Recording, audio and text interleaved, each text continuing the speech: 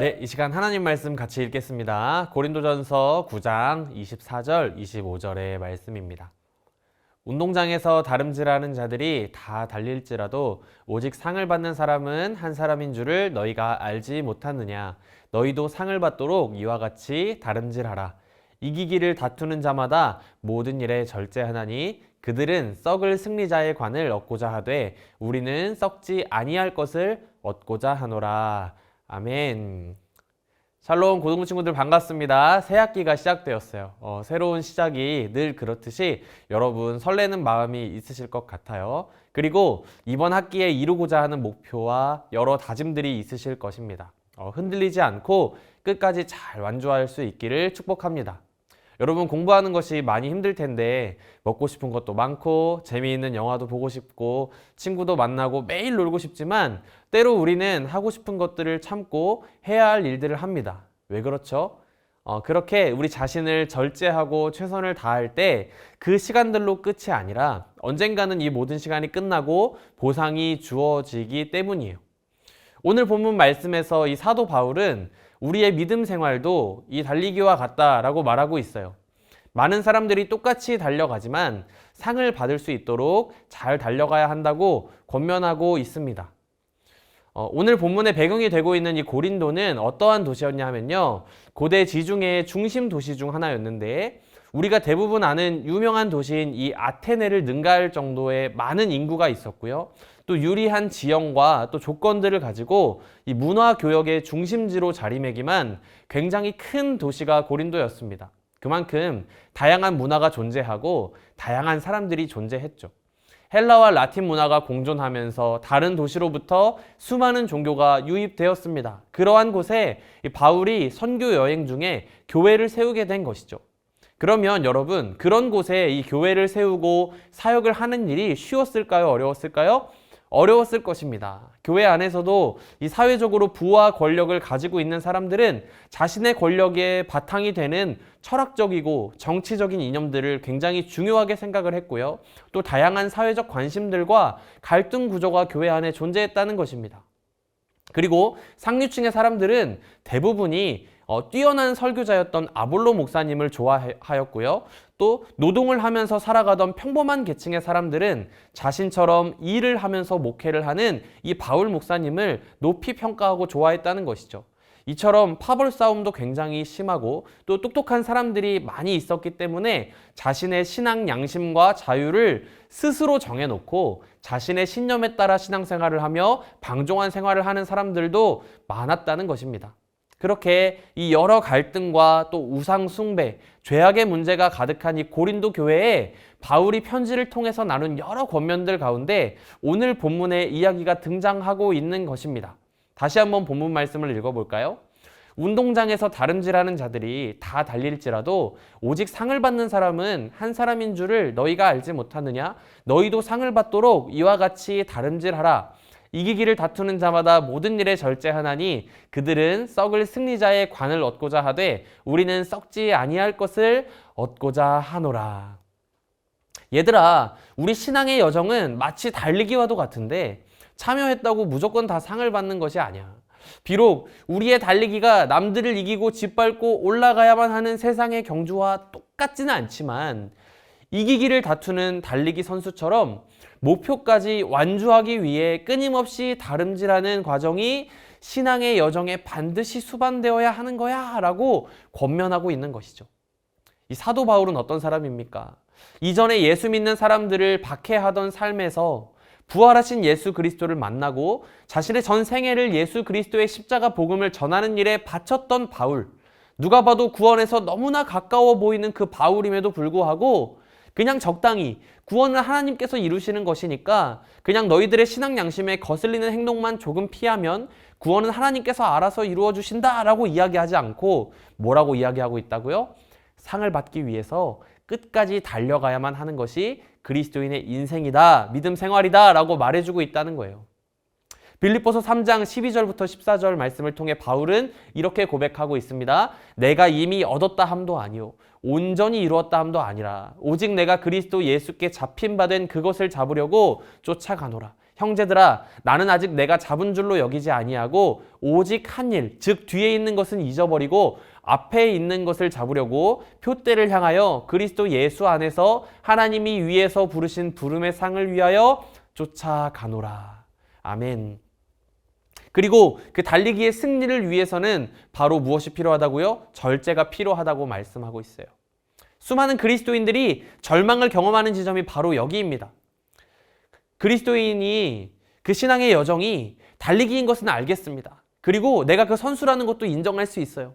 절제가 필요하다고 하셔서 제가 삶에서 하고 싶은 많은 것들을 예수님 때문에 참아보고 또 솔직히 별로 하고 싶지 않은 말씀 읽기나 큐티하기, 기도하기 등을 다 해봤습니다. 솔직히 여기까지 해봤다 하는 것도 대단한 일이죠. 그런데 문제는 뭐예요? 며칠이 지나도 똑같다는 것입니다. 전도사님이 예전에 초등학교 고학년 때 한 수련회를 갔어요. 그곳은 어떤 곳이었냐면 목사님께서 자 여러분 할렐루야 100번 해보세요. 그러면 이게 방언입니다 라고 하는 굉장히 강력한 수련회였는데 여러분 예수 믿으면 똑바로 살아야 합니다. 그러면서 막 여러 죄들을 말씀하시는 거예요. 게임은 죄입니다 막 이런 곳이었어요. 그래서 말씀 시간에 그 초등학생이었던 제가 눈물을 흘리면서 결단을 했습니다. 내가 집에 가면 집에 있는 게임 CD를 다 부셔야겠구나. 그리고 집에 도착하자마자 저의 집에 있었던 애장품 피파 2001 CD와 여동생의 프린세스 메이커 3 CD를 꺼내왔습니다. 동생은 무슨 죄인가요? 그리고 동생 것을 먼저 박살을 냈어요. 그리고 나서 제 거를 부시려고 하는데 갑자기 망설여지는 거예요. 그래서 결국 어떻게 했냐면 동생의 게임 CD만 부시고 저는 피파 2002를 계속했습니다. 그리고 2002를 넘어서 2002 월드컵, 2006, 2010 계속해서 게임을 했다는 것이죠. 여러분 처음에는요 사람이요 이 결단이 무너지면 절망해요. 그런데 이렇게 이 결단하고 실패하고 이 과정을 반복하다 보면 나중에 가서 어떤 마음이 드냐 하면 이런 마음이 들지 않을까요? 아니 하나님 애초에 안 되는 것을 나에게 왜 시키시는 것일까 하는 이 반항심이 든다는 거예요. 그러나 우리의 실패에는 원인이 존재하는데 이 신앙의 여정, 이 달리기에 대해 잘못 분석한 이 두 가지의 문제의 원인이 존재하고 있어요. 그 첫 번째 원인은 뭐냐 하면요. 우리 신앙의 여정은 단거리가 아닌 장거리 마라톤이라는 사실입니다. 우리는요, 구원에 대해서 어떻게 이해할 때가 많냐 하면 어떠한 조건에 따라서 한순간에 끝내는 것으로 이해할 때가 많아요. 마치 이 어려운 숙제를 오래 책상에 앉아서 끝내놓고 나면 그 뒤에는 마음껏 놀아도 되는 것처럼 힘을 내어서 내가 짧은 시간 열심히 달리고 나면 승리의 영광이 주어지는 이 단거리 달리기처럼 신앙을 생각한다는 것이죠. 물론 예수님께서 십자가 위에서 우리의 죄악의 문제를 단번에 해결하셨기 때문에 우리는 구원받은 자녀가 확실히 된 줄 믿습니다. 그러나 이미 주어진 구원을 받은 우리는 아직 완성을 향해 가는 하나님 나라 이 마라톤에 부름받은 선수로서 계속해서 달려가야만 하는 사명이 있다는 것입니다. 여러분 성경의 인물들은 어땠나요? 엘리야의 이야기를 여러분 잘 알고 계실 거예요. 무너진 여호와의 제단을 수축하고 바알 선지자 400명과 싸워서 이기는 너무 큰 승리를 경험하였지만 이제 다 끝난 줄 알았는데 또다시 다가오는 싸움 앞에서 완전히 전의를 상실해버린 채 도망가기도 하고요. 여러분 다니엘은 어땠죠? 우리는 사자굴 안에 있는 어린 다니엘을 생각하고 대단하다고 박수치지만 사실 다니엘은요. 청년 시절의 나라를 잃고 대제국 바벨론에 끌려가서 마주해야만 했던 수많은 믿음의 도전들을 잘 이겨냈습니다. 그렇게 여러 번의 왕이 바뀌는 동안 인정받고 주요한 관직에 올랐지만 이제는 모든 것을 다 이룬 것 같은 그의 노년에 사자굴의 시험을 마주했다는 것이죠. 여러분, 신앙은 마라톤입니다. 수많은 사람들이 학생 시절, 청년 시절에 뜨겁게 구원의 감격과 신앙생활의 맛을 경험합니다. 그런데 그 사람들 중에서도 대학에 가서 혹은 그 이후 직장에 가서 결혼을 하면서 신앙으로부터 멀어져 가는 경우가 굉장히 많아요. 믿음이라는 것은 그저 나에게 한때 뜨거웠던 어린 날의 추억으로 간직해버리는 수많은 사람들이 있다는 거예요. 바라는 것은 여러분이 신앙이 장거리 마라톤임을 기억하면서 끝까지 한 사람도 이 경주에서 벗어나지 않고 함께 손잡고 완주하게 되시기를 간절히 원합니다. 두 번째 실패의 이유는 무엇이냐 하면요. 이게 핵심이에요. 바울이 이야기하는 이 상이라는 것이 사실은 우리가 별로 받고 싶은 상이 아니라는 사실입니다. 오늘 바울은 이 달리기 하는 선수가 상을 받기 위해 자신을 절제해야 한다라고 말하고 있어요. 바울은 운동선수가 받는 상을 두고 썩을 승리자의 관이라고 이야기하지만 사실 우리가 생각할 때 아무리 썩어질 영광이라고 하더라도 길고 어려운 준비의 모든 시간을 견딜 만큼 가치가 있어 보여요. 여러분, 올림픽에서 금메달을 따면 어떤 혜택이 주어지는지 아십니까? 포상금 6,300만 원에 연금 매달 100만 원씩을 받거나 아니면 그냥 일시금으로 6,720만 원을 플렉스할 수 있다고 해요. 물론 이 운동선수가 운동을 하는 목적이 돈이 전부는 아니지만 이 보상이 굉장히 달콤합니다. 지난 몇 년 전 아시안게임 결승전은 손흥민 선수의 인생이 걸린 경기였다고 이야기하는데요. 왠지 아세요? 당시에 일본과 결승전을 했는데 손흥민 선수가 애국심이 굉장히 뛰어나서 한일전에 내 인생을 걸었어 하는 것이 아니라요. 사람들이 이렇게 이야기했다고 해요. 너희가 일본에게 만약에 져서 준우승을 하게 될 경우 받게 될 은메달이 이것이다 하고 보여준 게 바로 뭐였어요? 이 은메달이 군번줄이었다는 거예요. 우승을 하면 군면제가 되기 때문에 인생을 걸고 경기를 뛰었다는 것이죠. 그때 결국 죽기 살기로 뛰어서 일본을 누르고 우승을 했습니다. 그리고 손흥민 선수는 초고속 전역을 하게 되었죠. 비록 우리가 볼 때는 썩어질 영광이라고 하지만요. 운동선수들이 열심히 그 상을 향해서 달려갈 수 있는 이유는 그 경기나 달리기 자체를 좋아하고 잘하기 때문도 있겠지만 그 경기를 잘 완수했을 때, 잘 치러냈을 때 받을 영광과 기쁨이 너무나 크다는 것을 알기 때문이에요. 그렇기 때문에 우리가 보는 그 화면 너머에 존재하고 있는 뼈를 깎는 고통을 견딜 수 있다는 것이죠. 그런데 우리는 어떻습니까? 복음의 감격과 하나님 나라의 영광을 누리는 일이 너무나 부족합니다.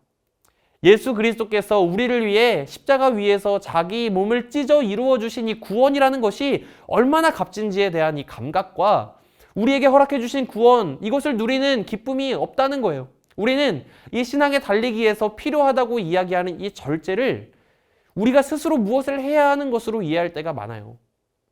내가 예수님을 위해 이런 걸 했고 이런 걸 포기했고 아닙니다. 예수 그리스도를 깊이 누리고 그분을 사랑함이 없이는요, 상을 위해 달려가는 일에 실패할 수밖에 없다는 것이죠. 저와 여러분 안에 그 마음이 회복되었으면 좋겠습니다. 우리가 달리기에서 승리할 수 있는 유일한 방법은 그 마음을 회복하는 것이에요. 절제를 위해, 승리를 위해서 스스로 발버둥치는 노력도 중요하지만 그 이전에 주님을 깊이 사랑하는 것.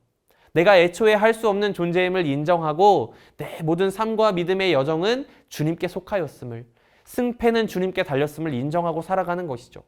주님을 뜨겁게 사랑하는 삶, 나의 삶이 예배가 될 때 그것이 거룩한 습관을 만들고, 거룩한 습관은 곧 절제를 만들고, 그 절제를 하면서 주님과 함께 달려가는 우리 믿음의 여정 끝에는 주님께서 주실 하나님 나라의 놀랍고 찬란한 영광이 있음을 기억하셨으면 좋겠습니다. 그렇게 하루하루 믿음의 경주를 하나님 앞에서 아름답게 이어나가는 저와 여러분이 되시기를 간절히 축복합니다.